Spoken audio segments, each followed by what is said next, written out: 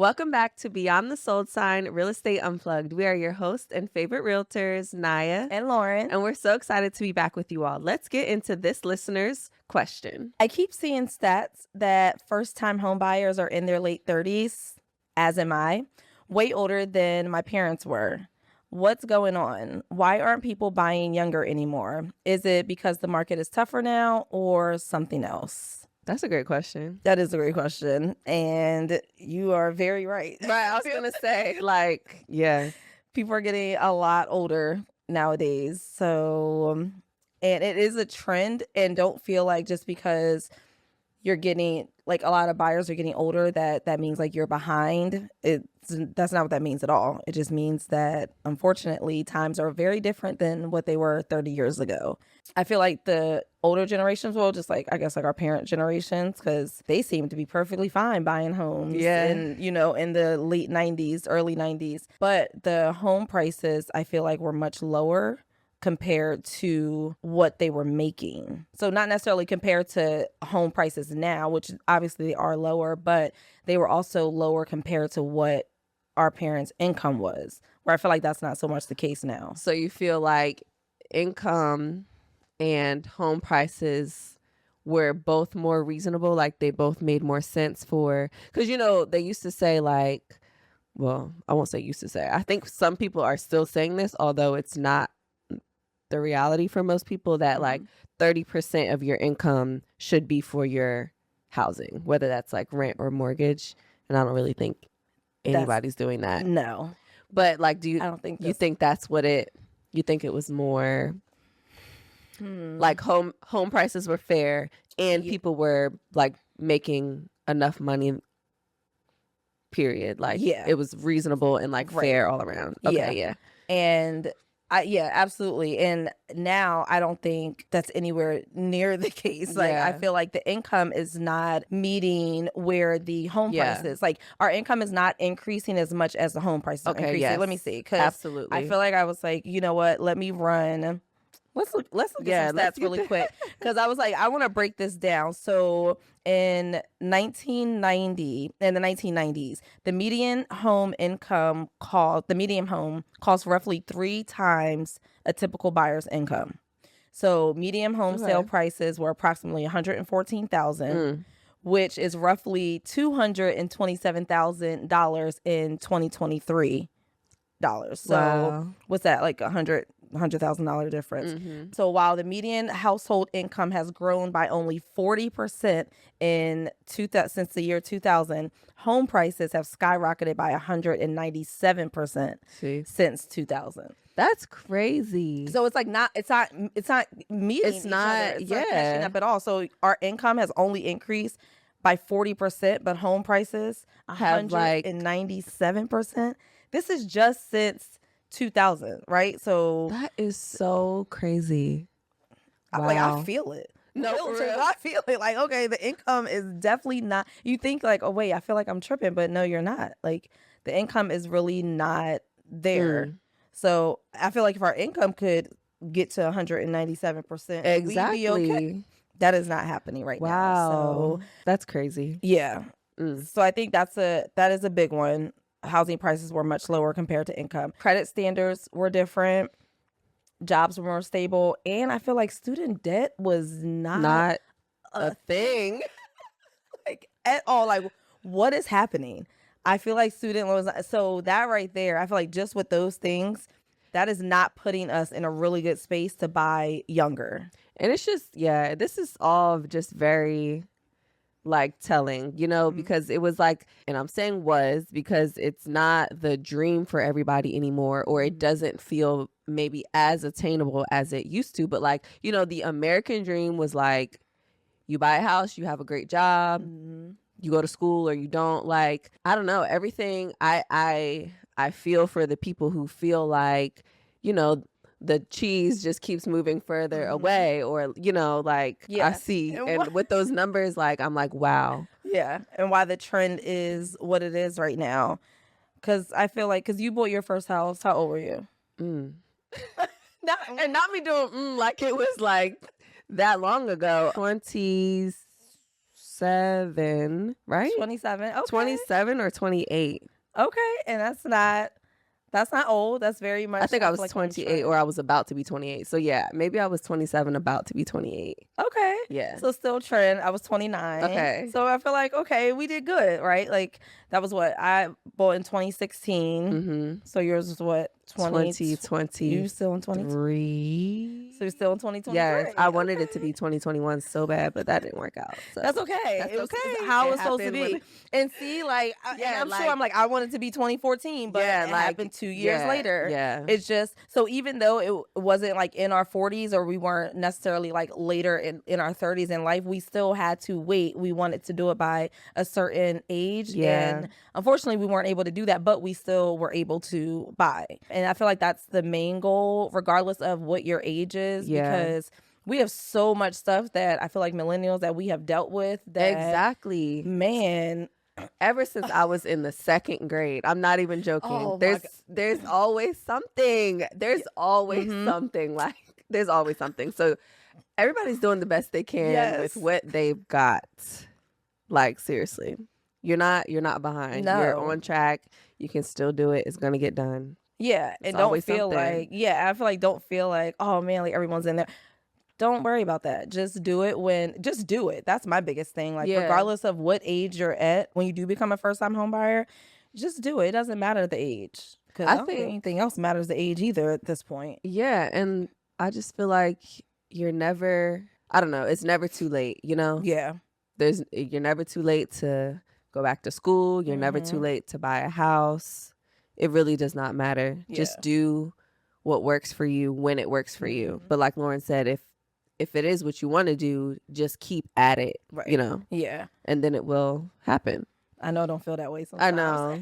Don't you be like, what? It don't feel that way when you're in it, but then once you do it and you look back, you're like, okay, it wasn't as bad, but you kept with it. But okay, so to kind of get back to just like the details of honestly like why first time home buyers are a little older, like obviously we talked about rising home prices, so down payments are bigger right now. I think the average is like 10%, even though you do not need that, but that seems to be the average right now. Usually it's like 3 to 3.5%, but first time home buyers are putting down 10%. Not sure why, but hey, do you? Loans require more income, so it wasn't, I feel like back then where you didn't need as much paperwork, documentation, you didn't need that much. Now it's a lot. Like you do need a lot. And they got a little more strict, which is actually good because you don't see as many foreclosures. Like you don't see people in, bad situations or lenders just quickly putting buyers in a house. They got to vet them. Hey, we got to make sure you can afford that. So I agree with that process. To be honest. And then savings takes a little longer nowadays. Absolutely, because debt is higher. Right. It's just like, or like your income is not even like stretching for all the things you need to cover for you to be able to save. How you It's gonna like, save? well, thanks. I got $7 left. Like, what am I saving? what am I saving now? I'm going to get a milkshake. That has to be probably the worst. Like not being able to save because your income can't even match it. It's like by the time you pay all of the bills you need to pay, what are you saving? Right. So, Nothing. It's definitely taking a longer time. Yeah. Do you want to talk about the student loan? Yes. Because I feel like, gosh. So, student loan debt before definitely wasn't as like widespread and universal. Now it definitely can be it can feel like a burden to buying a home, especially when we're talking about being able to save with the other debts that you have. So your student loan debt is counted in your debt ratio that your lender is looking at, and it can make them I hate to say like make them feel cautious, but they do have to calculate it. They do have to add that as a part of your revolving debts. So again, then that reduces your savings, the wiggle room that you have. So that is a big thing. And like almost everybody has student loan debt now. Like it's like a thing. I don't know why. We all have it. Now, do you feel like the reason why also maybe why some people are a little later in life when it comes to purchasing also may have to do with kind of not necessarily their upbringing, but like maybe their parents and then their parents or grandparents really didn't teach them about it, or they didn't necessarily go through the process. So there was nothing, like they couldn't really help. So it was kind of like, well, this is kind of put on the back burner. Like my parents never really owned a house. My grandparents never really owned. So I never thought about doing that until, I was 35, 36. I'm starting a family. So now we're thinking about having a house. Because I feel like those things also are happening later in life. It's not just buying a house. It's happening, but like marriages, like starting families, having kids. Like I feel like that's starting a lot later in life. It is. So it's not just, I feel like that was just everything. Yeah, everything. That's such a good point. Yep. Yeah. People are having kids later. People are getting married later. People are I feel like, stable in their careers later. Oh, like, yeah. Everything is happening later because it's taking us so long to like, God, get it together because there's so much going on all the time. So give yourself some grace because every day is something new. Literally every day. And that's a good point. Like career changes, like changing careers constantly, or being like, but at this point, like I feel like back then you could, like they were in their jobs like for a while. Like older generations, they stayed jobs at that one company for a long time. Yes. Didn't really get, I guess, like fired or laid off or financial cuts. They was at that job for a minute, and then now you don't even need to just be changing careers because they probably going to just let you go. Honestly, at some point, whether it's a startup, whether it's a big company, they got to do massive layoffs, and now you're like forced into changing careers. So now you were in a nice stable job that maybe you thought was good and stable. You've been in 5 years. And then all of a sudden, I mean, you just get the rug pulled from under you, and now you feel like you may have to start over. That pushes you back as well. So there are a lot of things and milestones that I feel like we've really had to deal with over, especially millennials. I feel like that we really had to kind of like go through, and that's why we have to push things back a little later in life. Absolutely. And I'm okay with that. I was just the way when you said that, it literally just came to me to say, and that's okay. Like. It's okay. Like it really is okay. It's just what it is. Like literally doing the best you can with what you've got at that moment, and that is okay. Yep. Yeah. And then also like when you are older as well, you have probably higher expectations because you've been through some stuff. So people aren't just buying houses right now. Like they're buying homes. They want good schools. They want to make sure maybe their location is great. They have the space. They have convenience, areas to grow in the house. Their layout is what it is. So I feel like buyers are a little more picky too. So it may take them a little longer to choose the home that they want. Absolutely. Yeah. And I'm also seeing people... We talk a lot about like starter homes and how that is such a great opportunity to like get a starter home when it's just you, and you can then get another home from there and grow. But a lot of people too, especially if you're buying later, are like looking for a home that's going to be maybe like pretty much the one and only that they'll stay in and like grow their family in from the beginning. Like that's the first home that they're choosing to get is the one that they're just going to stay in. Yeah, I am noticing that. Yeah. And it's like, okay, because I feel like if we are like in our 20s, then we're choosing a completely different house. Right. Completely different lifestyle. 10 years later, it's like now we're actually looking for a forever home, a family home. But if they're starting later, that first home may end up being just that, like you said. That's a really good point. I didn't even think about that. Yeah. Okay. Yeah, so you're not getting old. It's not that.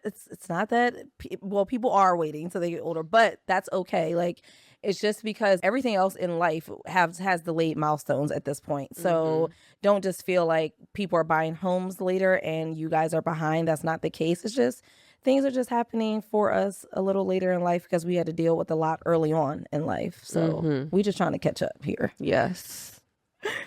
Well, we hope that you are feeling a little maybe settled and understanding all the factors that play into why first-time home buyers are getting older. But that's okay. There's nothing wrong with that. You are on track. And whenever you're ready to buy, we are excited and ready to support you with that. Thanks for tuning in for another episode. Be sure that you follow us on Instagram, on TikTok, subscribe here on YouTube, and share the podcast with your friends on any platform that you listen to. Thanks. See you next week.